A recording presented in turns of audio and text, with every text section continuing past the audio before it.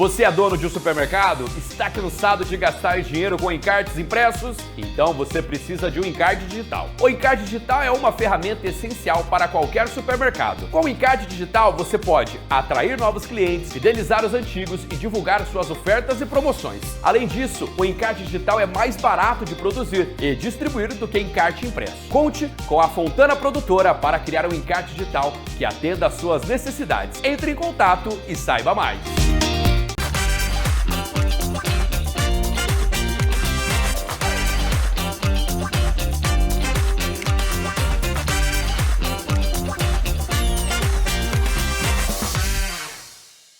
Amigos e amigas, está começando mais uma edição do programa do Paulinho, claro, com patrocínio oficial daquele que dá vida aqui aos meus vídeos. Claro que eu estou falando do Fontana, da Fontana Produções. E também aqueles barbeiros que dão um talento na minha barba, no meu cabelo semanalmente para vir aqui falar com vocês. Estou me referindo, claro, à Barbearia França. E hoje, um episódio com significado ainda maior, pois chegamos ao último episódio do nosso mês especial dedicado ao Novembro Azul. E eu quero convidar cada um de vocês para ficarem comigo até o final. Porque não vamos falar apenas de saúde, vamos falar de direito à vida, à dignidade, responsabilidade e autocuidado. Pois você já parou para pensar que direito à saúde não é um privilégio, mas sim uma garantia constitucional? E esse tema, claro, tem tudo a ver com o direito? Porque, simples. A Constituição Federal, no artigo 96, diz que a saúde é direito de todos e dever do Estado. Mas antes de cobrarmos do Estado, precisamos perguntar: será que nós mesmos estamos cuidando da nossa saúde? Pois é dever de cada cidadão cuidar de si mesmo. O direito à saúde começa com uma atitude chamada autocuidado. E eu te pergunto, quantos homens você conhece que enfrentam audiências, comarcas, viaturas, construção civil, estrada e grandes empresas, mas foge de um simples exame de prevenção? Quantos homens enfrentam tribunais, mas não enfrentam seu próprio medo? Hoje, o nosso programa é um convite para o cuidado, para a reflexão e para a ação. Pois Novembro Azul não é campanha de fitinha azul, não é post bonitinho no Instagram, mas sim é um alerta real, é um chamado à conscientização e sobre salvar vidas. E para começar, vamos responder a seguinte pergunta: eu posso ser demitido mesmo estando doente? A resposta, por mais que pareça simples, não é tão simples assim, mas eu vou explicar para vocês de forma muito clara. Como diz a nossa Constituição Federal, no artigo 96, a saúde é direito de todos e dever do Estado. Mas ela também diz que a dignidade da pessoa humana é fundamento da República, protegido por lei. Ou seja, quando a saúde do trabalhador está em risco, a lei muda de tom e a proteção deve ser maior. A empresa até pode demitir, como regra geral, mas não pode fazer quando a pessoa está doente, afastada, fragilizada ou impossibilitada de se defender. Principalmente quando está afastada pelo INSS e recebendo auxílio-doença. Nessa situação, meu querido e minha querida, o contrato de trabalho fica suspenso e o trabalhador não pode ser dispensado, sob hipótese alguma. Sabe por quê? Porque a lei entende que, nesse momento, ele não é apenas um colaborador, um empregado, ele é uma pessoa que precisa ser protegida. E quem pratica a empatia não comete injustiça, não é? Mas tem um ponto ainda mais importante. Se a demissão acontece quando o trabalhador está doente, pode ser considerada discriminatória. E aí as consequências são sérias, como reintegração ao emprego, indenização e, além disso, a empresa passa a responder por violar a dignidade e ter agido com abuso. A Justiça do Trabalho, com base na súmula 443 do Tribunal Superior do Trabalho, ela entende que, inclusive, é presumidamente discriminatória a dispensa de trabalhador com doença grave, e dentre elas o câncer, HIV e outras enfermidades com estigma ou preconceito. Agora, trazendo isso aqui para o nosso episódio sobre o Novembro Azul, o câncer de próstata, por exemplo, ainda carrega silêncio, preconceito e atraso no diagnóstico. Muitos homens se escondem, negam, esperam, têm medo, só que a lei não abrange aos que dormem, essa é a regra. Sua vida não pode esperar. Se você está em tratamento ou prestes a realizar a cirurgia e foi demitido, essa demissão pode ser considerada ilegal e você tem direito à reintegração ou até indenização dobrada, tá bom? E não é privilégio, gente, é proteção legal, apoio social e justiça em um momento de vulnerabilidade. E aqui eu trago uma reflexão sem rodeios. Trabalhador não é motor de máquina, não é peça de reposição, não é ativo, descartável, é ser humano. Tem família, tem nome e tem história. E se você, empregador, agir com pressa, dureza ou descuido, pode transformar uma simples demissão em uma condenação. Por isso, como sempre eu digo, gente, busque orientação jurídica. Demissão também exige responsabilidade social. E você, trabalhador, se está enfrentando um problema de saúde, não se esconda, não se silencie e não se envergonhe. O direito só existe quando a saúde existe. E se o corpo adoece, a lei protege. Por isso, Novembro Azul não é apenas exame, campanha ou laço no peito. É um pacto entre a vida e a justiça. Homens, cuidem da saúde. Mulheres, incentivem. Empregadores, respeitem. Advogados, defendam com todo o fervor da lei. Porque sem saúde, nenhum direito faz sentido, não é verdade? E olha só, já entrando também, prosseguindo nesse assunto, eu quero que vocês prestem atenção aqui numa situação, numa informação muito importante que eu vou explicar para vocês, que pode mudar a vida de muita gente aí que está nos assistindo, tá?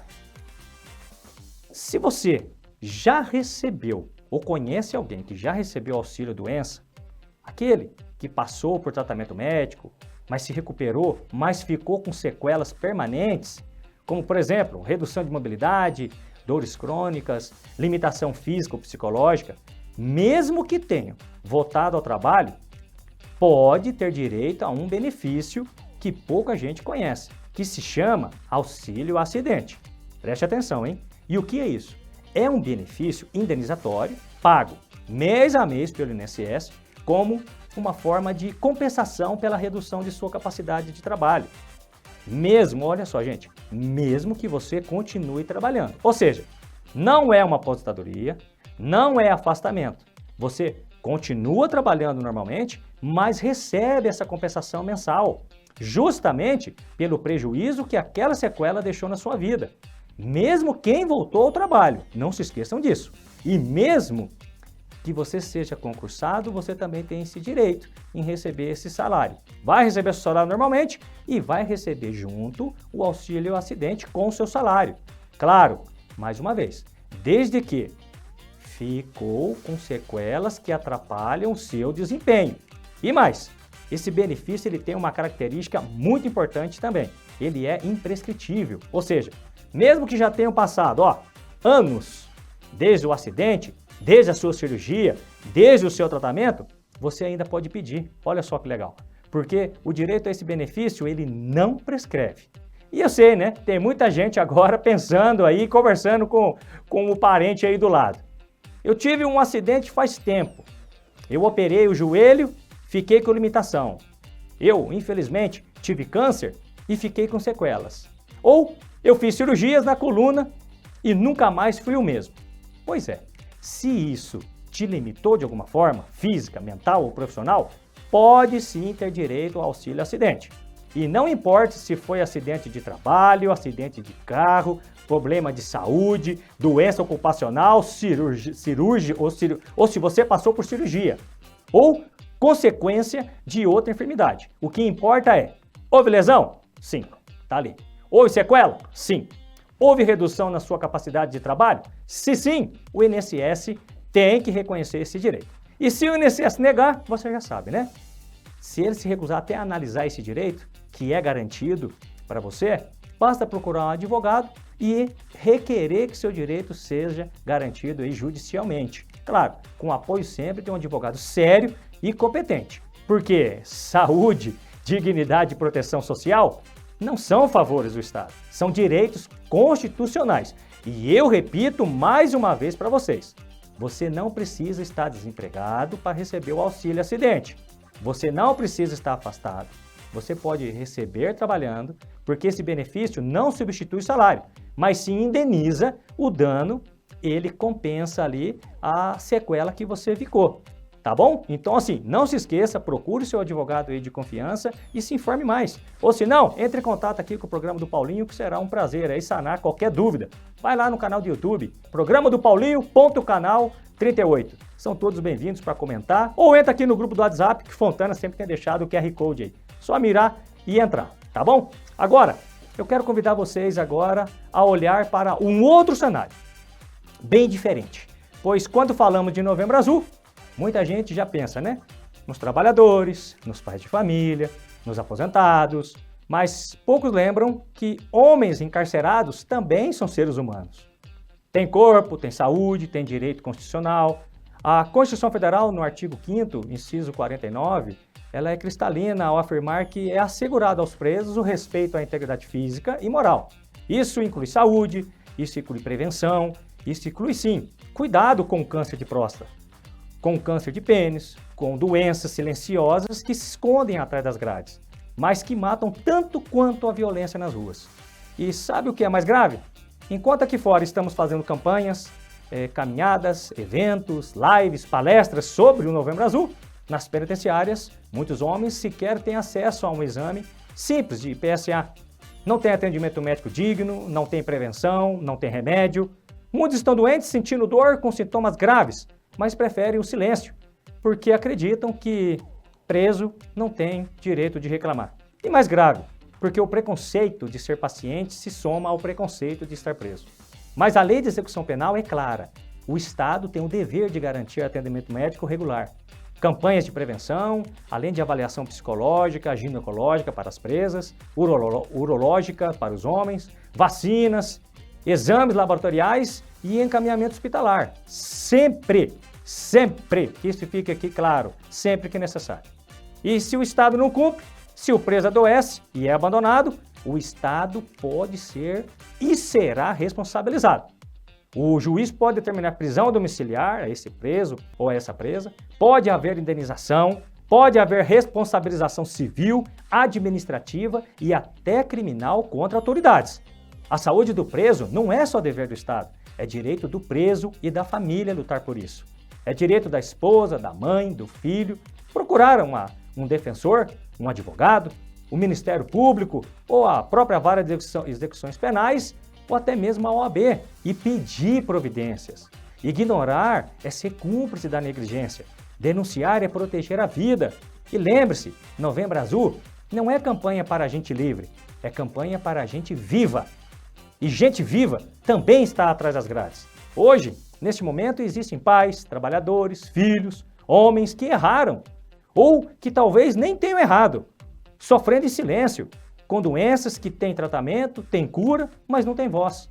Novembro Azul é saúde, é prevenção, é vida. E vida não tem cela, não tem muro, não tem algema, vida tem valor. E deixo aqui esse recado aos familiares de todos os presos do nosso Brasil. Se o seu marido, filho, pai, irmão está preso e demonstra dor ao urinar, sangramento, dificuldade para comer, perda de peso, dores constantes, busque ajuda. Protocole pedidos, procure um advogado, peça atendimento médico, não se cale. Denunciar, como eu já disse, é proteger. Silenciar, sim, é abandonar. E antes que já venham aí julgar, é preciso lembrar de uma verdade que dói, mas é real. Nem todo preso é culpado. E mesmo que seja difícil de acreditar diante da cegueira do preconceito, há pessoas presas por engano, por um ato isolado praticado em autodefesa e ainda por falhas no sistema. E sim, existem, eu posso falar e posso garantir para os senhores, para as senhoras, meus queridos telespectadores, existem inocentes cumprindo penas injustas. E quanto àqueles que realmente cometeram crimes, esses estão cumprindo uma pena, não se esqueçam, ela não é eterna. E essa é a parte que muita gente ignora. Um dia, esses presos que estão lá, eles voltarão ao convívio da sociedade. E quando isso acontecer, eles não voltarão apenas para casa. Eles retornarão para o nosso convívio, para o bairro, para o comércio, para o ônibus, que você aí de casa pega, para a escola onde seus filhos estudam, para a mesma sociedade que um dia o condenou. A pergunta que precisamos fazer não é se ele vai voltar, mas como ele vai voltar. Porque a qualidade desse retorno, ela impacta diretamente na segurança de todos nós. Queremos um reingressado revoltado, abandonado, discriminado, que passou anos tratado como lixo humano, sem acesso à saúde, sem chance de estudo, sem qualquer orientação, acumulando apenas ódio e ressentimento e nenhuma perspectiva? Esse indivíduo, ao retornar para a sociedade, não retornará melhor. Ele voltará pior. E pior significa mais perigoso, mais vulnerável ao crime, mais distante da reinserção e da paz social. Ou queremos um reingressado que, mesmo cumprindo sua pena com firmeza e rigor, teve acesso à educação e saúde, orientação psicológica, capacitação profissional e, principalmente, um tratamento que respeitou os limites da lei. Mais uma vez eu digo, não é privilégio, é cumprimento da lei. Um indivíduo que entendeu as consequências, amadureceu, reconstruiu o sentido de responsabilidade e agora tem condições mínimas, sim, de não repetir os erros do passado.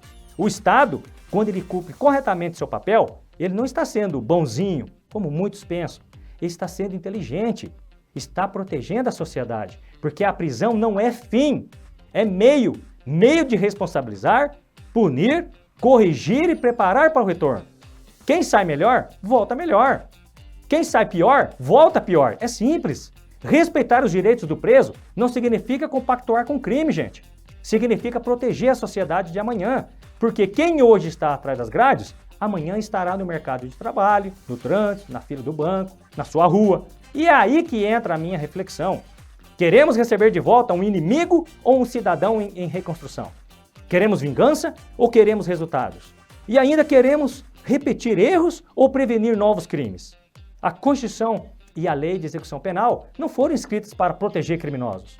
Foram escritas para proteger a sociedade. E proteger a sociedade é garantir que o preso pague pelo que fez, mas que também tenha condições de não fazer de novo. Porque punir é necessário. Punir bem é inteligente. Punir sem justiça é perder a chance de transformar. Essa é a diferença entre vingança e justiça. E quando o tema é reingresso, uma pergunta final ela ecoa. Você quer viver ao lado de ex-presos que foram destruídos ou reconstruídos? O fato é que quando falamos de pessoas presas, muitas vezes esquecemos também que atrás das grades também existem histórias, famílias, filhos esperando por uma ligação, esposas lutando para manter a dignidade, mães que continuam amando mesmo quando o mundo virou as costas. A prisão não cancela a condição humana de ninguém. O preso não perde seus direitos, perde apenas a liberdade. Liberdade esta que é restrita pela lei, mas não pode jamais ser substituído por abandono, humilhação ou mesmo indiferença. A Lei de Execução Penal é clara. Quem está preso continua sendo sujeito de direitos, como a saúde, e também tem deveres. Ele também deve respeitar os servidores, regras internas, cumprir horários, manter disciplina, zelar por instalações e, principalmente, colaborar com sua própria ressocialização. Nunca se esqueçam, também, e isso é muito importante dizer para os senhores e para as senhoras, que a família do preso, geralmente, nunca é cúmplice do crime. Não é conivente. De forma alguma, ela compactua com o crime. Não é menos digna, não merece julgo, vergonha ou discriminação. O preconceito contra a família dos presos é uma das formas mais cruéis que eu tenho testemunhado em todos os meus anos de carreira como advogado. É uma verdadeira tortura social, porque ela pune quem nada faz. A Constituição não pune filhos, esposas e mães. Pelo contrário, garante proteção, amparo e respeito. Especialmente porque são muitas vezes essas famílias que se sustentam emocionalmente quem está recluso e ajudam na reconstrução de um cidadão que um dia voltará ao convívio. Não podemos esquecer disso nunca. E você, preso ou familiar, precisa saber. Você tem deveres, tem responsabilidades, mas tem direitos garantidos por lei. Se esses direitos forem violados, podem e devem ser denunciados. O Estado responde quando falha. O Judiciário fiscaliza. O Ministério Público é fiscal da lei. Os advogados são os instrumentos de acesso à justiça. Ninguém pode e deve ser impedido de lutar pelos seus direitos. E lutar pelos direitos não significa fugir das consequências. Significa exigir que a lei seja cumprida com justiça, com verdade e com humanidade. Entendam, a prisão não é um fim de vida, mas sim um recomeço. Duro, difícil, mas não impossível. E encerrando o nosso episódio de hoje, eu quero deixar um recado que une tudo o que discutimos aqui. Dignidade, saúde, justiça e responsabilidade coletiva. Porque falar de Novembro Azul não é apenas incentivar exames, é falar sobre vida, cuidado e prevenção. Inclusive dentro das empresas, dentro das casas e também dentro dos presídios. E principalmente dentro da consciência de cada um de nós. O câncer de próstata é silencioso. Ele não escolhe profissão, não escolhe condição social, não escolhe se a pessoa está trabalhando, aposentada ou cumprindo pena. Ele atinge advogados, policiais, juízes, comerciantes, servidores, pais de família e também os que estão atrás das grades. Porque a doença, ela não vê uniforme, ela não vê crachá, não vê sentença, vê apenas um corpo humano que precisa de cuidado. A Constituição protege a saúde como direito de todos. E dever do Estado é garantir isso. Mas a prevenção, mais uma vez, e nunca é demais dizer, é dever de cada um de nós. Porque nenhuma lei, nenhum governo, nenhum hospital pode substituir a decisão mais importante, a de se cuidar. Então, aos trabalhadores, a vocês aposentados, aos pais de família, aos agentes da segurança pública, aos meus colegas advogados e também aos presos e seus familiares, lembre-se, prevenção é ato de coragem, é respeito com a vida, é responsabilidade com quem ama. Você, não espere sentir dor, não espere os sintomas aparecerem de maneira mais forte. O câncer de próstata, meus queridos homens, quando descoberto no início, tem mais de 90% de chances de cura. Mas o câncer ignorado tem quase 100% de chance de arrependimento. O exame dura poucos minutos, o tratamento pode salvar décadas. E para aqueles que dizem, eu tenho vergonha, eu respondo para vocês. Vergonha, sabe o que é? É abandonar sua saúde. Vergonha é deixar sua família desamparada. Vergonha é ser forte por fora, mas covarde com a própria vida.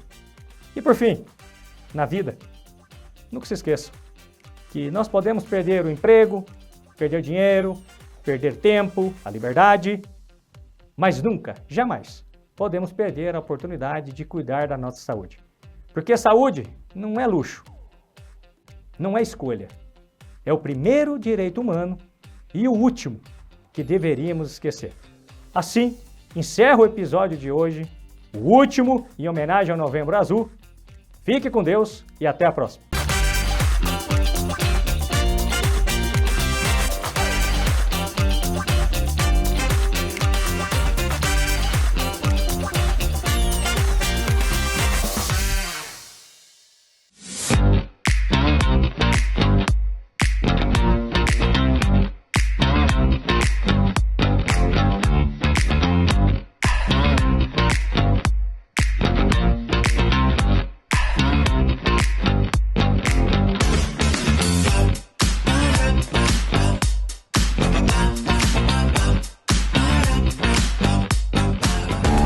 Você é dono de um supermercado? Está cansado de gastar dinheiro com encartes impressos? Então você precisa de um encarte digital. O encarte digital é uma ferramenta essencial para qualquer supermercado. Com o encarte digital você pode atrair novos clientes, fidelizar os antigos e divulgar suas ofertas e promoções. Além disso, o encarte digital é mais barato de produzir e distribuir do que encarte impresso. Conte com a Fontana Produtora para criar um encarte digital que atenda às suas necessidades. Entre em contato e saiba mais.